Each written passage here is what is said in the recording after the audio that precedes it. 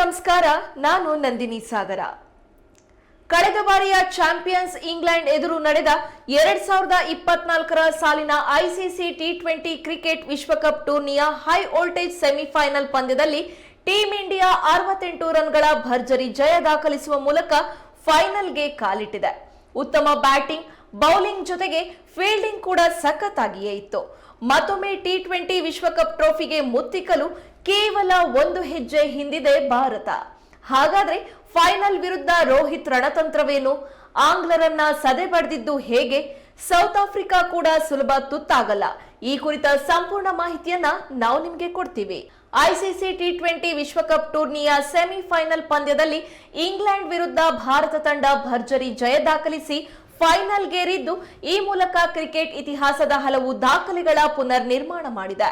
ಗಯಾನದ provident ಮೈದಾನದಲ್ಲಿ ನಡೆದ ಪಂದ್ಯದಲ್ಲಿ ಇಂಗ್ಲೆಂಡ್ ವಿರುದ್ಧ ಭಾರತ ತಂಡ 68 ರನ್ಗಳ ಜಯಭೇರಿ ಬಾರಿಸಿದ್ದು ಮಾತ್ರವಲ್ಲದೆ ಹಾಲಿ ಟೂರ್ನಿಯಲ್ಲಿ ಫೈನಲ್ಗೆ ಲಗ್ಗೆ ಇರಿಸಿದೆ. ಈ ಪಂದ್ಯದ ಗೆಲುವಿನ ಮೂಲಕ ಐಸಿಸಿ ಟಿ20 ವಿಶ್ವಕಪ್ ಇತಿಹಾಸದಲ್ಲಿ ಹಲವು ದಾಖಲೆಗಳು ನಿರ್ಮಾಣವಾಗಿವೆ. ಟಿ20 ವಿಶ್ವಕಪ್ನಲ್ಲಿ ಭಾರತಕ್ಕೆ 4ನೇ ಅತಿ ದೊಡ್ಡ ಜಯವಾಗಿದೆ. ಇಂಗ್ಲೆಂಡ್ ವಿರುದ್ಧ ಭಾರತ ಗಳಿಸಿದ 68 ರನ್ಗಳ ಜಯ ಟಿ20 ಕ್ರಿಕೆಟ್ ಇತಿಹಾಸದಲ್ಲಿ ಭಾರತಕ್ಕೆ ಸಿಕ್ಕ 4ನೇ ಅತಿ ದೊಡ್ಡ ಜಯವಾಗಿದೆ.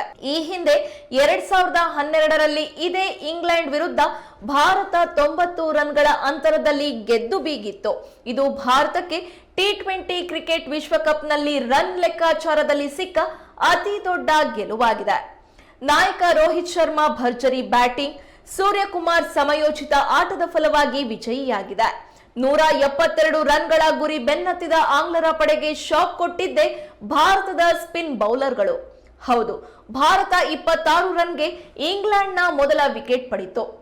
23 ರನ್ ಗಳಿಸಿ ಭರ್ಜರಿ ಬ್ಯಾಟಿಂಗ್ ನಡೆಸುವ ಸೂಚನೆ ನೀಡಿದ್ದ ಇಂಗ್ಲೆಂಡ್ ನಾಯಕ ಜಾಸ್ ಬಟ್ಲರ್ ರನ್ನ ಅಕ್ಸರ್ ಪಟೇಲ್ ಔಟ್ ಮಾಡಿದ್ರು. ಅಲ್ಲಿಂದ ಇಂಗ್ಲೆಂಡ್ ಪತನ ಆರಂಭವಾಯಿತು ಅಂತಾನೆ ಹೇಳಬಹುದು. ನಿಯಮಿತವಾಗಿ ವಿಕೆಟ್ ಕಳೆದುಕೊಳ್ತಾ ಸಾಕ್ತು. ಮೊಯಿನ್ ಅಲಿ 8 ರನ್ ಗಳಿಸಿದ್ರೆ ಜಾನಿ ಬೇರ್ ಸ್ಟೋ ಶೂನ್ಯ ಸುತ್ತಿದ್ರು.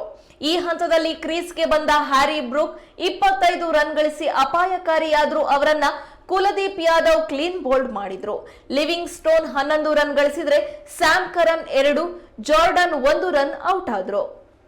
ಆದಿಲ್ ರಶೀದ್, ಸೂರ್ಯಕುಮಾರ್ ಯಾದವ್ರ ಅಮೋಘ ರನ್ ಔಟ್ಗೆ ಬಲಿಯಾದರು. ಇನ್ನು ಜೂನ್ 29ರಂದು ನಡೆಯಲಿರುವ ಫೈನಲ್ ಪಂದ್ಯದಲ್ಲಿ ಸೌತ್ ಆಫ್ರಿಕಾ ವಿರುದ್ಧ ಭಾರತ ಸೆಣಸಾಡಲಿದೆ. ಇದರ ಬೆನ್ನಲ್ಲೇ ಟೀಂ ಇಂಡಿಯಾ ನಾಯಕ ರೋಹಿತ್ ಶರ್ಮಾ ಡ್ರೆಸ್ಸಿಂಗ್ ರೂಮ್ ನಲ್ಲಿ ಕುಳಿತು ಕಣ್ಣೀರಿಟ್ಟಿರುವ ಹಾಗೂ ಅವರಿಗೆ ಭಾರತ ತಂಡದ ಹಿರಿಯ ಆಟಗಾರ ವಿರಾಟ್ ಕೊಹ್ಲಿ ಸಾಂತ್ವನ ಹೇಳ್ತಾ ಇರುವ ವಿಡಿಯೋ ಸೋಷಿಯಲ್ ಮೀಡಿಯಾದಲ್ಲಿ ಈಗ ವೈರಲ್ ಆಗಿದೆ. ಮಳೆ ಕಾಟದ ನಡುವೆಯೂ ಸೆಮಿಫೈನಲ್ ಪಂದ್ಯ ಸಂಪೂರ್ಣವಾಗಿ ಯಾವುದೇ ಓವರ್ಗಳ ಕಡಿತವಿಲ್ಲದೆ ನಡೆದದ್ದು ಕ್ರಿಕೆಟ್ ಪ್ರಿಯರಿಗೆ ಬಹಳ ಸಂತಸ ನೀಡಿತು. ಜೊತೆಗೆ ಟೀಂ ಇಂಡಿಯಾ 68 ರನ್ಗಳ ಭಾರಿ ಅಂತರದಲ್ಲಿ ಇಂಗ್ಲೆಂಡ್ಗೆ ಸೋಲುಣಿಸಿದ್ದು ಸಂಭ್ರಮ ಮತ್ತಷ್ಟು ಹೆಚ್ಚುವಂತೆ ಮಾಡಿದೆ. ಟೀಂ ಇಂಡಿಯಾ ನಾಯಕ ಕೂಡ ಆನ್ ಫೀಲ್ಡ್ ನಲ್ಲಿ ಸೆಮಿಫೈನಲ್ಗೆ ಗೆಲುವಿನ ಬಗ್ಗೆ ಬಹಳ ಸಂತಸದಿಂದಲೇ ಇದ್ರು. ಆದ್ರೆ ಡ್ರೆಸ್ಸಿಂಗ್ ರೂಮ್ ತಲುಪ್ತಾ ಇದ್ದಂತೆಯೇ ಚೇರ್ ಒಂದರ ಮೇಲೆ ಕುಳಿತು ಕಣ್ಣೀರಿಟ್ಟಿದ್ದಾರೆ. ದೀರ್ಘಕಾಲ ರೋಹಿತ್ ಜೊತೆಗೆ ಅಂತಾರಾಷ್ಟ್ರೀಯ ಕ್ರಿಕೆಟ್ ಆಡಿರುವ ಸಹ ಆಟಗಾರ ವಿರಾಟ್ ಕೊಹ್ಲಿ ಅವರಿಗೆ ಸಾಂತ್ವನ ಹೇಳಿದ್ದಾರೆ. ಟ್ರೋಫಿ ಗೆಲುವಿಗಾಗಿ ರೋಹಿತ್ ಮತ್ತು ವಿರಾಟ್ ಕೊಹ್ಲಿ ಕಳೆದ 11 ವರ್ಷಗಳ ಕಾಲ ಶ್ರಮಿಸಿದ್ದಾರೆ. ಹೀಗಾಗಿ ರೋಹಿತ್ ಅವರನ್ನ ಆವರಿಸಿದ್ದ ಭಾವನೆ ಅರಿತುಕೊಳ್ಳಲು ಕೊಹ್ಲಿಗಿಂತ ಮತ್ತೊಬ್ಬ ವ್ಯಕ್ತಿ ಇರಲಾರರು. ಅಂದಹಾಗೆ ರೋಹಿತ್ ಶರ್ಮಾ ಸಾರಥ್ಯದಲ್ಲಿ ಟೀಂ ಇಂಡಿಯಾ ಆಡಲಿರುವ 3ನೇ ಫೈನಲ್ ಇದಾಗಿದೆ. 2022ರ ಸಾಲಿನ ಟಿ20 ಕ್ರಿಕೆಟ್ ವಿಶ್ವಕಪ್ ಟೂರ್ನಿಯ ಸೆಮಿಫೈನಲ್ ಪಂದ್ಯದಲ್ಲಿ ಇದೇ ಇಂಗ್ಲೆಂಡ್ ತಂಡದ ಎದುರು ಭಾರತ 10 ವಿಕೆಟ್ಗಳ ಹೀನಾಯ ಸೋಲುಂಡಿತ್ತು.